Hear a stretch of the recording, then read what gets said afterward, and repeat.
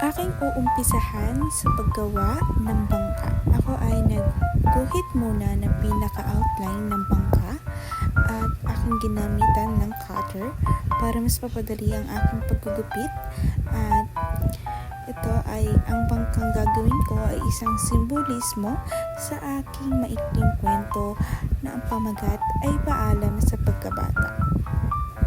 Kasunod ay nilapatan ko na ito ng mga popsicle stick kung saan ay mano-mano ko siyang nilalagyan ng mga popsicle sa gilid-gilid upang makagawa ako ng tunay na bangka.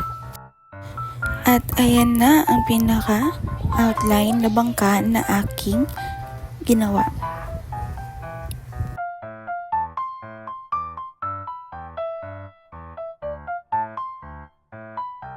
Kasunod ay aking gagamitan ng color paint para aking kukulayan ang bangkang ito na kulay brown.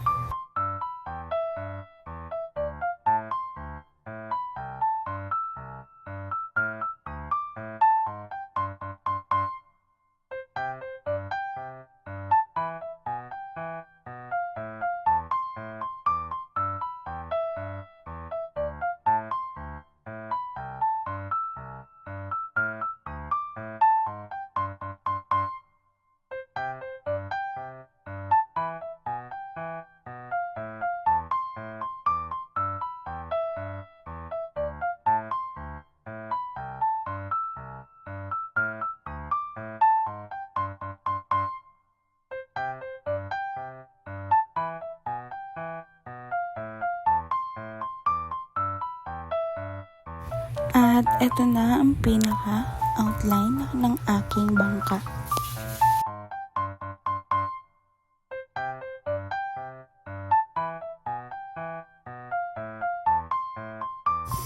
Ngayon naman ay gagawa na ako ng bahay kubo kung saan ang tagpuan ng mga tauhan sa aking maikling kwento.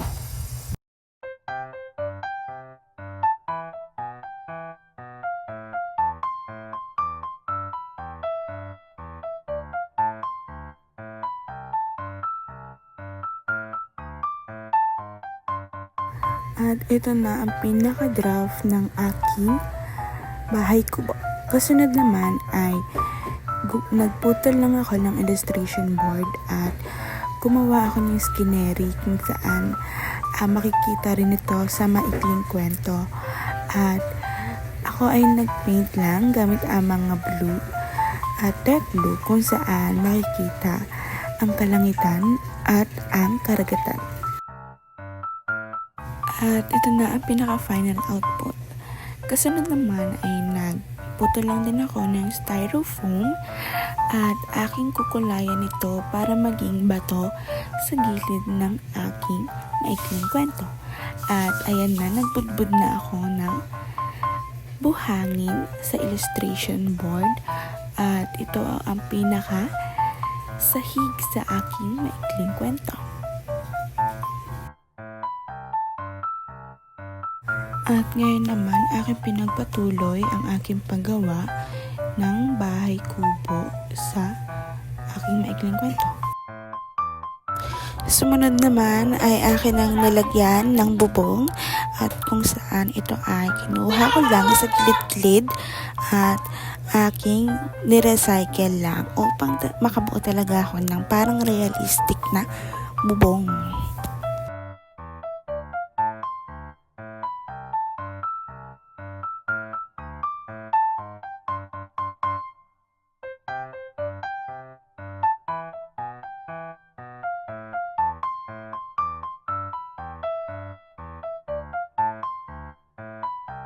At ayan na ang pinaka-final output ng aking bubong kung saan may anay-anay pa.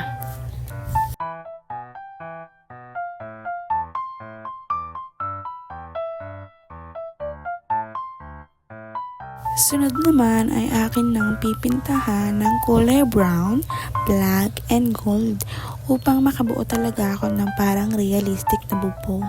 Kaso tinanggal ko kasi ang pinakasuporta ng ilalim ng aking kubo at hindi ko nilagyan ng sa sa pinakalikod ng kubo upang makita ang pinakanilalaman ng bahay, at kung saan sa bintana ay para makikita mo ang pinaka scenery o yung tanawin na sa dagat at ang ulap, kasi maaano sa maikling kwento na parang mababanggit doon kung bakit nakatanaw palagi ang isang nanay sa bintana.